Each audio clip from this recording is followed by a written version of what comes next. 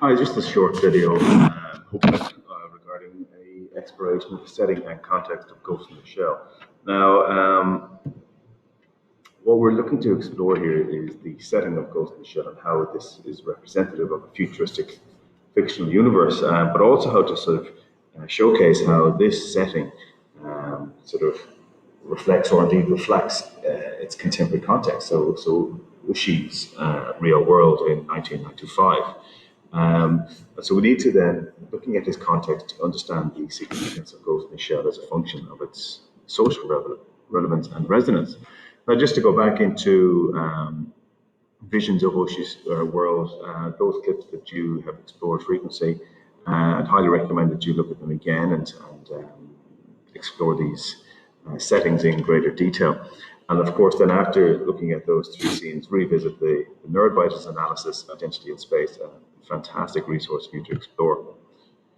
So, when we're looking at the setting of Ghost in the Shell, I think that initially when we saw this text, a few students were basically sort of a bit unnerved by it. They were kind of unsure as to what it was and to sort of how they should react to it. And this is important here because this is what a text can do to responders. This is what a text can do to us as individuals. So we need to be able to sort of portray that. So we need to look at how the setting and mood engages. So engages can be, confronting, can be a method in which it hooks the viewer, or indeed it can alienate or can make the viewer uncomfortable. Okay, so I think this is what we need to look at here, and this is what we need to channel. What's familiar and what is unfamiliar. So when we look at the contextual influences here, we look at what was happening in around the time of Ushi's putting together this anime. So basically, we know that it was released in 1985, but what was happening around it, around him and the world at that time.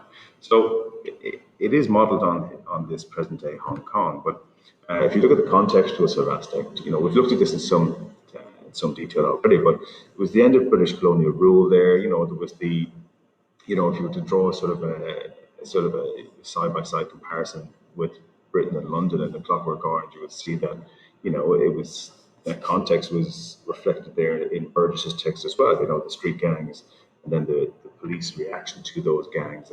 But indeed, it was the whole aspect that I think Burgess felt that the younger people were not as respectful as maybe he would have been in his time when he was growing up. Okay, and of course then you have the communist influence with the high-rise flat blocks that were quite dilapidated and not becoming of a society that is quite positive. And then within Ghost in the Shell, you have that.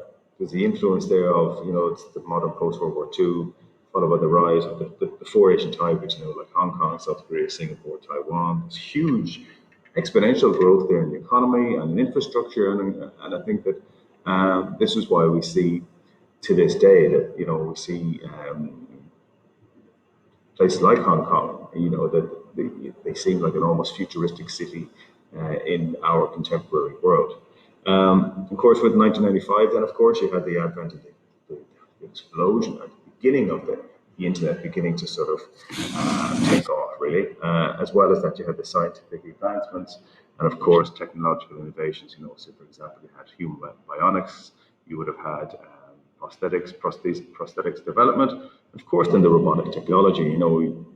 We've mentioned previously, even nowadays, you have the Boston Dynamics dog, and if you were to even explore an internet search, you will see that one of those Boston Dynamics dogs was patrolling its way through a Singapore park recently, informing people to social distance.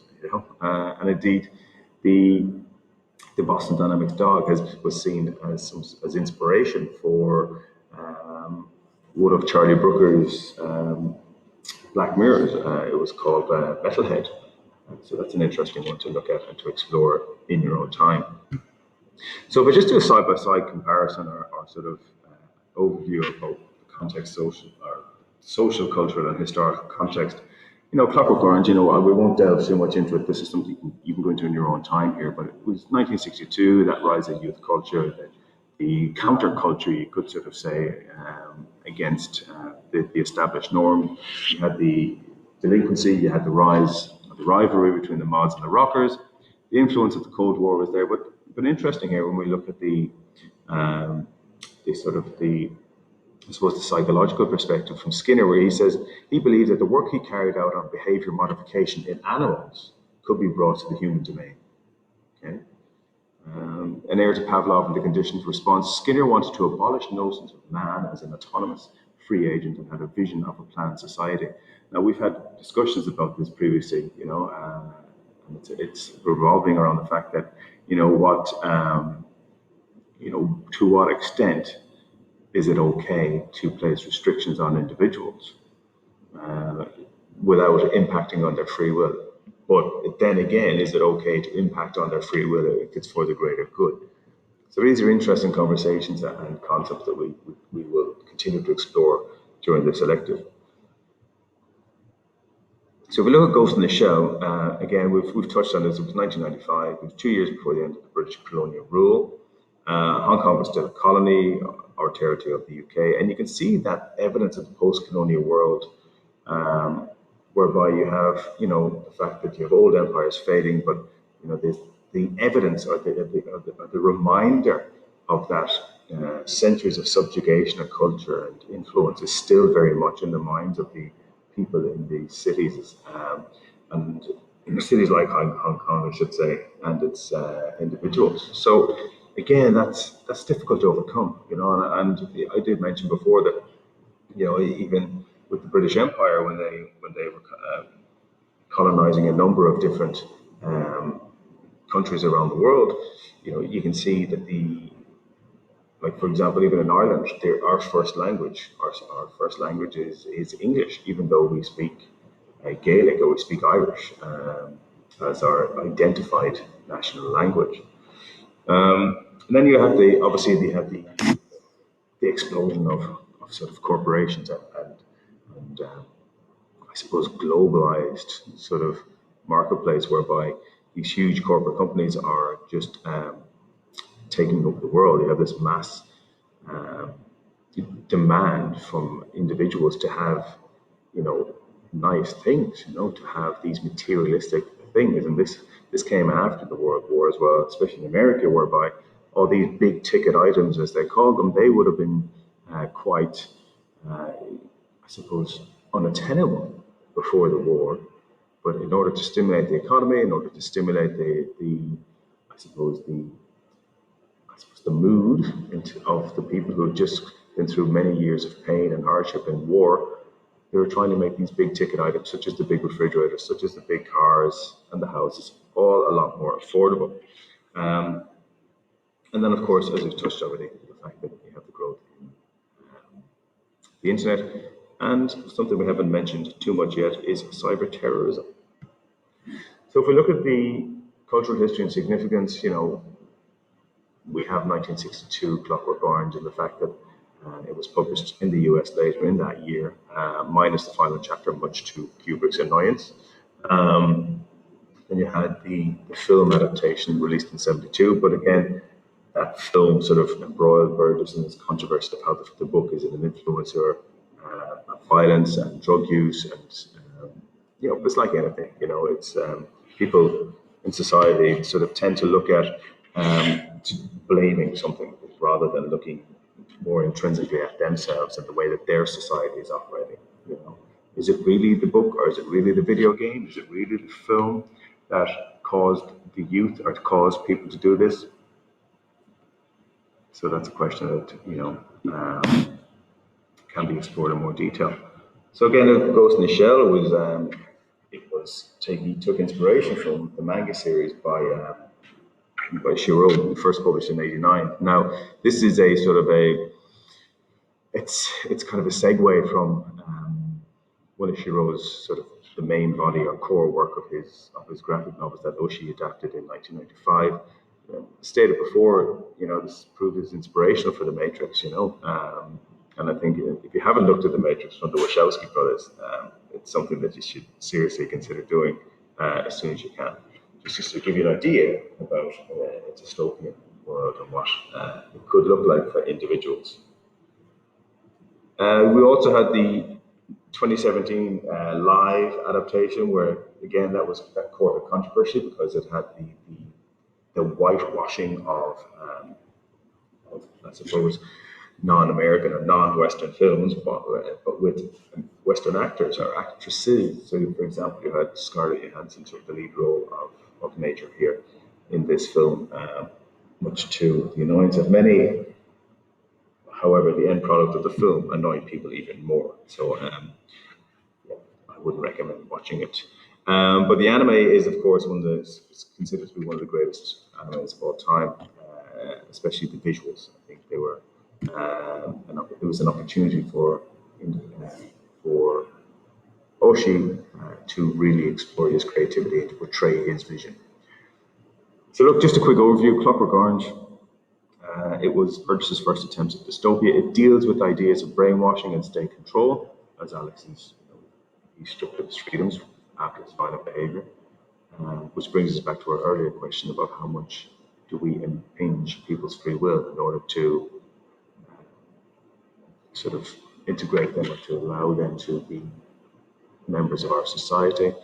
Um, Burgess follows the convention of the individual versus the monolithic, and the dastardly state. And, he takes inspiration from Huxley and Orwell, from Brave New World, or from 1984.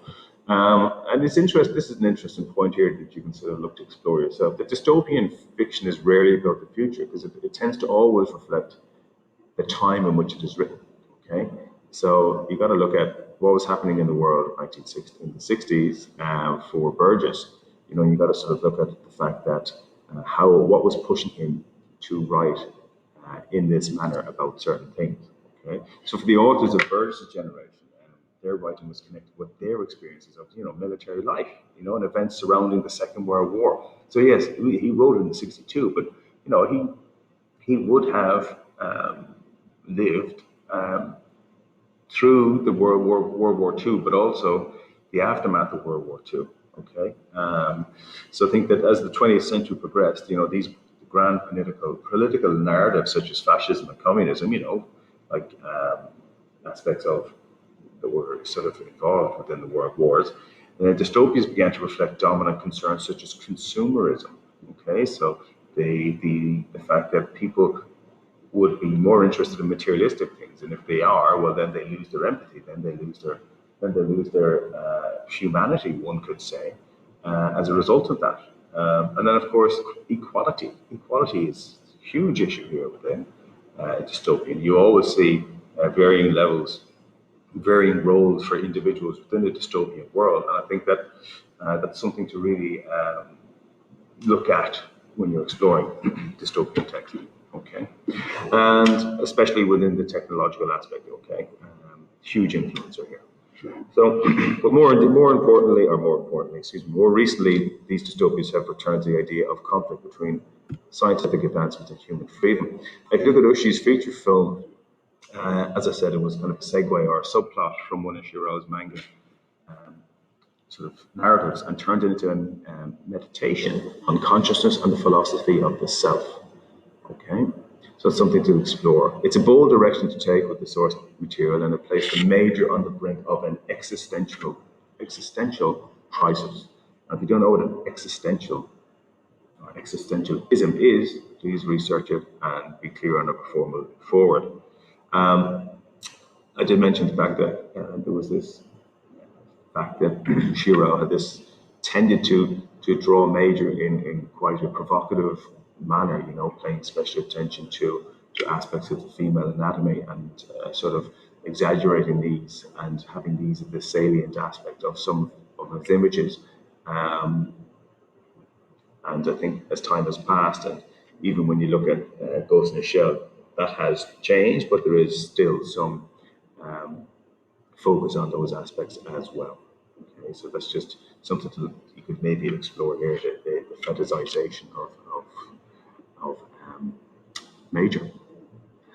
And if you look at the action sequences, it inspired, as I said, the Wachowskis, the Matrix, and Spielberg, of course. But if you look at the narrative, if you look at what Oshie does, he basically sort of brings to life Major as a character that is more sensitive and well, not sensitive, she's more conflicted, but then her cyber partner, Batu, is more sensitive.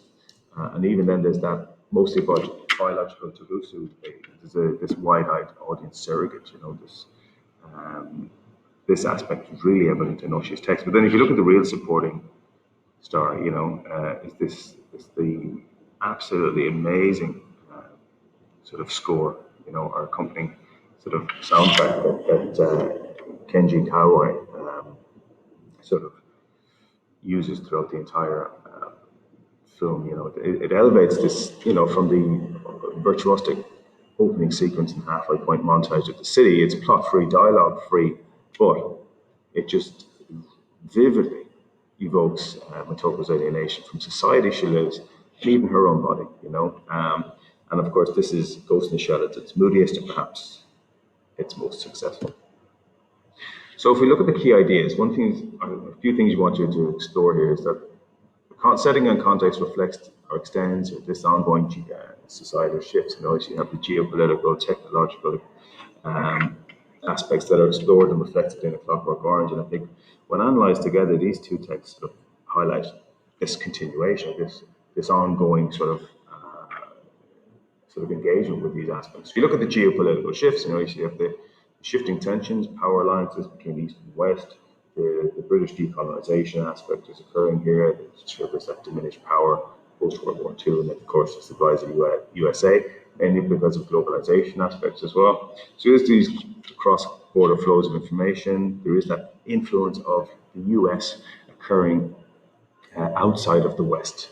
Okay, as I've said to you guys, that when people learn English through research that I've undertaken, I think that when people learn English, they tend to adapt the mannerisms of the Western culture as well, because they look to supplement their learning of English with Western TV shows, Western films, and indeed the way that these words delivered on screen, people do mimic them, and then they might actually mimic the mannerisms and indeed the fashion and, in cases, the culture.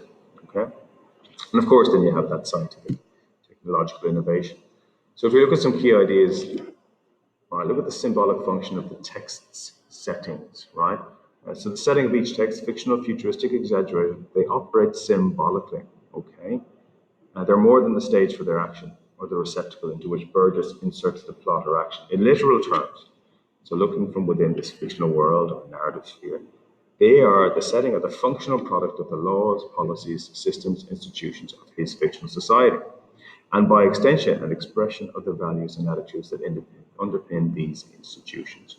Okay, so when you're looking at it here, that the setting of each text, they are a product, okay, of the laws, the policies, the systems, the institutions of the society that they're in, okay, and indeed then an extension, an expression of the values and attitudes that underpin or sort of are the foundation of these institutions. If you look at it in narrative terms, so from outside the text, they operate metonymically. So, for example, the Korova Bar, the Flat Blocks, the Old Town, they're both part and symbolic of the whole. Okay, so metaphorically, Burgess uses them to both represent the values and attitudes, okay, evident in the society, but also to comment on and critique them, and by extension, his real world setting, his real world context. Okay, so through the mood or atmosphere, this uncanny, this nightmares mixed the familiar and unfamiliar. All of this is contrast or could be reflection to Burgess's real life world. So if we were to look at the question here, how does a knowledge of the context of each text enhance our understanding of the purpose and meaning and the parallels between the texts? Here's a sample paragraph you can look at to explore. So through their creation and rendering of the setting in their futuristic worlds, both Anthony Burgess in his satirical novel A Clockwork Orange and Mamoru Oshii through his futuristic anime film Ghost in the Shell reflect ongoing geopolitical shifts, specifically fluctuating tensions between East and West, British decolonisation, the diminishing power of Britain post-World War II, and the rise of America as a superpower. While Burgess responds to his Cold War context by developing a setting that merges Soviet communism with American consumerism, Oshii constructs a heterotopic setting that symbolizes the decline of the British Empire, reflecting the handback of Hong Kong to the Chinese, an emerging force in world politics, and continuing tensions between communism and American consumerism. When analysed together, these two texts highlight these geopolitical shifts across time. So, when you are looking at the context of each text, look at how they enhance our understanding of the composer's purpose and meaning. Okay, and this is what we're looking at here. With the context outlined here, you are contextualizing the context, and of course, you are then sort of exploring the purpose and meaning that each composer is trying to convey. Okay, so you don't need to give a history lesson, or you don't need to give a full blown response on a context of each text because you can assume that your marker and your responder knows these things. So contextualize your context in a concise fashion. And here we go. Here's another iteration that you could explore through their creation and rendering of the setting in their futuristic worlds. Both Anthony Burgess in his satirical novel Clockwork Orange and Oshie through his futuristic drama film Ghost in the Shell reflect increasing globalization through the 20th century and contemporary fears about its impact on national identity. Remember, we talked about this before. Identity is something that you will be looking to explore within this module. Through the expanding influence of American culture and contemporary fears about the spread of communist ideology. While Burgess responds to the Cold War context by constructing various settings that reflect the influence of Soviet communism and the development of American consumerism, Oshie draws on the influences of Chinese communism and further spread of consumerism to create a heterotopic setting where the advent of the internet has disintegrated traditional borders and enabled the spread of information. When analysed together, these two texts trace the development of globalization over time. So you can see here through the construction of this sort of extract, we have a linking of both texts together, as in we have both Anthony Burgess in his description of what the novel type is, and Mamoru Oshii through his anime film, and then they reflect increasing global. So there's purpose here, there's meaning here, okay? And then you have, while Burgess responds to his Cold War context, Oshii draws on the influences of Chinese consumerism. And so you're looking at each text separately, but also bringing it all together, okay? Because the concluding sentence brings us home and it says, when analyzed together, these two texts trace the development of globalization across time. Here is another one that you can look at here regarding the impact of scientific and technological advancements and developments through the 20th century here, okay? So you can go through this one in your own time, but you can sort of see here quite clearly how the context of each text is enhancing our understanding of purpose and meaning. So what I think you should do now for yourself and for your needs and to test yourself, I want you to sort of look back at those past three paragraphs and then write your response to the question below. So how does the knowledge of the context of each text enhance our understanding of their purpose and meaning and the parallels between the text? So you can take inspiration from what I've shown you in this video, but then you can also sort of go ahead and write your own response based on your own ideas. Absolutely. And then just to sort of to finalize the conclusion of this video, here's an exemplar. In his film, Ghost in the Shell 1995, Mamoru Oshii creates a futuristic Japanese city that reflects contemporary anxieties regarding the upcoming handback of Hong Kong from the colonial British government to the Chinese that occurred in 1997. With his rendering of the setting, his exploration of identity and free will in the film, Oshii reflects concerns regarding the extent to which Hong Kong and its inhabitants would be able to retain a distinct identity under the homogenizing influence of a Chinese government. Here's an example. In an extended 3-minute aspect-to-aspect sequence in the middle of the film, Oshii represents a futuristic metropolis in a state of transition. Towering skyscrapers dominate the landscape and skyline, looming over older, traditional buildings that often appear to be in a state of disrepair, representing the dominance of the new culture that threatens to subsume the old. Fears that former values will be cast aside in order to recast Hong Kong as an extension of China are reflected in repeated depictions of mechanical objects that have been cast aside. littering the canals running through the metropolis. So Oshi's vision draws on and extends contemporary anxieties regarding the future identity of Hong Kongers who feared their democratic rights would be rescinded after the handover through frequent references to homogenized human forms in advertising, mannequins, and a montage of identical posters tacked to a wall. These symbolic references to the threat to Hong Kong's distinct identity and that of its citizens is further emphasized the contrast between the utopian images displayed on screens and the downcast, isolated nature of the individual seen navigating the city. So you can clearly see that from the beginning of this extract to the end of this extract, there's a clear outline as to what Oshie has created and what he is reflecting, and then there's an elaboration on that with examples throughout the response. Okay.